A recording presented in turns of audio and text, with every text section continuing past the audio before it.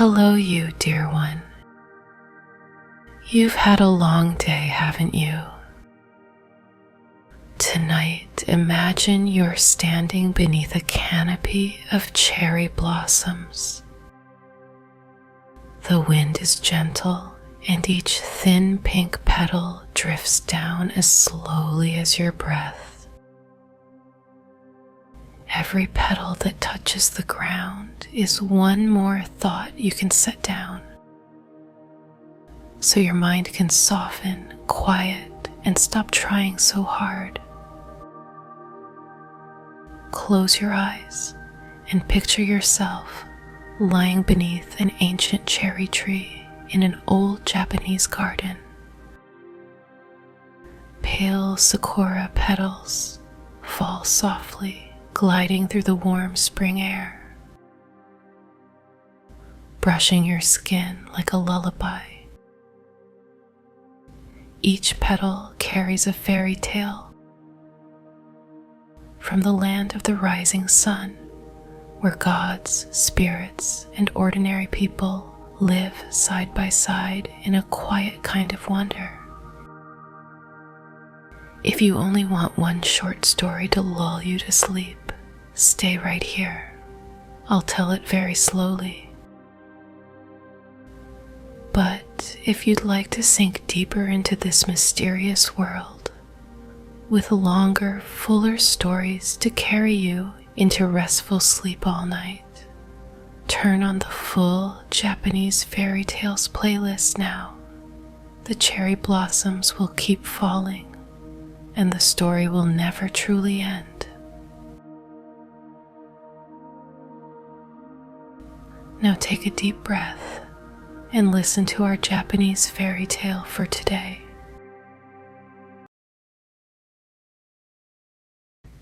The story of the man who did not wish to die. Long, long ago, there lived a man called Sentaro. His surname meant millionaire, but although he was not so rich as all that, he was still very far removed from being poor. He had inherited a small fortune from his father and lived on this, spending his time carelessly without any serious thoughts of work till he was about 32 years of age. One day, without any reason whatsoever, the thought of death and sickness came to him. The idea of falling ill or dying made him very wretched. I should like to live, he said to himself, till I am 500 or 600 years old at least, free from all sickness. The ordinary span of a man's life is very short. He wondered whether it were possible, by living simply and frugally henceforth, to prolong his life as long as he wished. He knew there were many stories in ancient history of emperors who had lived 1,000 years, and there was a princess of Yamato who, it was said, lived to the age of 500. This was the latest story of a very long life record. Sentaro had often heard the tale of the Chinese king named Shinoshiko.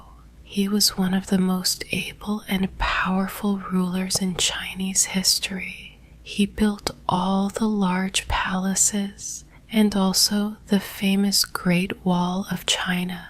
He had everything in the world he could wish for, but in spite of all his happiness and the luxury and the splendor of his court, the wisdom of his counselors, and the glory of his reign, he was miserable because he knew that one day he must die and leave it all. When Shinoshiko went to bed at night, when he rose in the morning as he went through his day, the thought of death was always with him. He could not get away from it. Ah, if only he could find the elixir of life, he would be happy. The emperor at last called a meeting of his courtiers and asked them all if they could not find for him the elixir of life of which he had so often read and heard. One old courtier, Jofuku by name, said that far away across the seas there was a country called Horeizan, and that certain hermits lived there who possessed the secret of the elixir of life. Whoever drank of this wonderful draught lived forever. The emperor ordered Jofuku to set out for the land of Horeizan to find the hermits and to bring him back a phial of the magic elixir. He gave Jofuku one of his best junks, fitted it out for him, and loaded it with great quantities of treasures and precious stones for Jofuku to take as presents to the hermits. Jofuku sailed for the land of Horeizan, but he never returned to the waiting emperor. But ever since that time, Mount Fuji has been said to be the fabled Horeizan and the home of hermits who had the secret of the elixir, and Jofuku has been worshipped as their patron god. Now Sentaro determined to set out to find the hermits, and if he could, to become one, so that he might obtain the water of perpetual life. He remembered that as a child he had been told that not only did these hermits live on Mount Fuji, but that they were said to inhabit all the very high peaks. So he left his old home to the care of his relatives and started out on his quest. He traveled through all the mountainous regions of the land, climbing to the tops of the highest peaks, but never a hermit did he find. At last, after wandering in an unknown region for many days, he met a hunter. "Can you tell me," asked Sentaro, "where the hermits live who have the elixir of life?" "No," said the hunter, "I can't tell you where such hermits live, but there is a notorious robber living in these parts. It is said that he is chief of a band of 200 followers." This odd answer irritated Sentaro very much, and he thought how foolish it was to waste more time in looking for the hermits in this way, so he decided to go at once to the shrine of Ryofuku, who is worshipped as the patron god of the hermits in the south of Japan. Sentaro reached the shrine and prayed for 7 days, entreating Shofuku to show him the way to a hermit who could give him what he wanted so much to find. At midnight of the 7th day, as Sentaro knelt in the temple, the door of the innermost shrine flew open, and Jofuku appeared in a luminous cloud, and calling to Sentaro to come nearer, spoke thus: "Your desire is a very selfish one and cannot be easily granted. You think that you would like to become a hermit so as to find the elixir of life. Do you know how hard a hermit's life is? A hermit is only allowed to eat fruit and berries and the bark of pine trees. A hermit must cut himself off from the world so that his heart may become as pure as gold and free from every earthly desire. Gradually, after following these strict rules, the hermit ceases to feel hunger or cold or heat, and his body becomes so light that he can ride on a crane or a carp and can walk on water without getting his feet wet. You, Sentaro, are fond of good living and of every comfort. You are not even like an ordinary man, for you are exceptionally idle and more sensitive to heat and cold than most people. You would never be able to go barefoot or to wear only one thin dress in the winter time. Do you think that you would ever have the patience or the endurance to live a hermit's life? In answer to your prayer, however, I will help you in another way. I will send you to the country of perpetual life, where death never comes, where the people live forever. Saying this, Jofuku put into Sentaro's hand a little crane made of paper, telling him to sit on its back and it would carry him there. Sentaro obeyed wonderingly. The crane grew large enough for him to ride on it with comfort. It then spread its wings, rose high in the air, and flew away over the mountains right out to sea. Sentaro was at first quite frightened, but by degrees he grew accustomed to the swift flight through the air.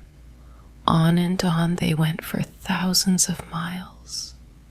The bird never stopped for rest or food, but as it was a paper bird, it doubtless did not require any nourishment, and strange to say, neither did Sentaro. After several days they reached an island. The crane flew some distance inland and then alighted. As soon as Sentaro got down from the bird's back, the crane folded up of its own accord and flew into his pocket. Now Sentaro began to look about him wonderingly, curious to see what the country of perpetual life was like. He walked first round about the country and then through the town. Everything was, of course, quite strange and different from his own land, but both the land and the people seemed prosperous. So he decided that it would be good for him to stay there and took up lodgings at one of the hotels. The proprietor was a kind man, and when Sentaro told him that he was a stranger and had come to live there, he promised to arrange everything that was necessary with the governor of the city concerning Sentaro's sojourn there. He even found a house for his guest, and in this way Sentaro obtained his great wish and became a resident in the country of perpetual life. Within the memory of all the islanders, no man had ever died there, and sickness was a thing unknown. Priests had come over from India and China and told them of a beautiful country called Paradise, where happiness and bliss and contentment fill all men's hearts, but its gates could only be reached by dying. This tradition was handed down for ages from generation to generation, but none knew exactly what death was except that it led to paradise. Quite unlike Sentaro and other ordinary people, instead of having a great dread of death, they all, both rich and poor, longed for it as something good and desirable. They were all tired of their long, long lives and longed to go to the happy land of contentment called Paradise, of which the priests had told them centuries ago. All this Sentaro soon found out by talking to the islanders. He found himself, according to his ideas, in the land of Topsy-Turvydom. Everything was upside down. He had wished to escape from dying. He had come to the land of perpetual life with great relief and joy, only to find that the inhabitants themselves, doomed never to die, would consider it bliss to find death. What he had hitherto considered poison, these people ate as good food, and all the things to which he had been accustomed as food they rejected. Whenever any merchants from other countries arrived, the rich people rushed to them eager to buy poisons. These they swallowed eagerly, hoping for death to come so that they might go to paradise. But what were deadly poisons in other lands were without effect in this strange place, and people who swallowed them with the hope of dying only found that in a short time they felt better in health instead of worse. Vainly they tried to imagine what death could be like. The wealthy would have given all their money and all their goods if they could but shorten their lives to 200 or 300 years even, without any change to live on forever, seemed to this people wearisome and sad. In the chemist shops there was a drug which was in constant demand, because after using it for 100 years, it was supposed to turn the hair slightly gray, and to bring about disorders of the stomach. Sentaro was astonished to find that the poisonous globefish was served up in restaurants as a delectable dish, and hawkers in the streets went about selling sauces made of Spanish flies.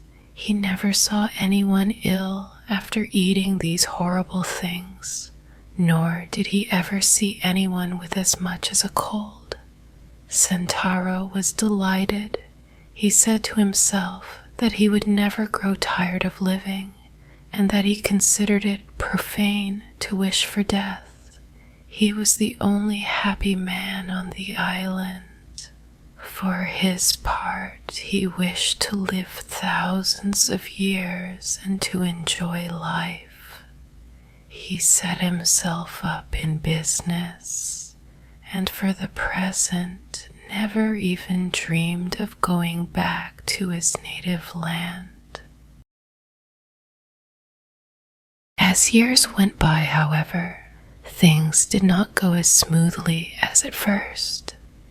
He had heavy losses in business, and several times some affairs went wrong with his neighbors. This caused him great annoyance. Time passed like the flight of an arrow for him, for he was busy from morning till night. 300 years went by in this monotonous way, and then at last he began to grow tired of life in this country, and he longed to see his own land and his old home. However long he lived here, life would always be the same. So was it not foolish and wearisome to stay on here forever? Sentaro, in his wish to escape from the country of perpetual life, recollected Jofuku, who had helped him before when he was wishing to escape from death, and he prayed to the saint to bring him back to his own land again. No sooner did he pray than the paper crane popped out of his pocket.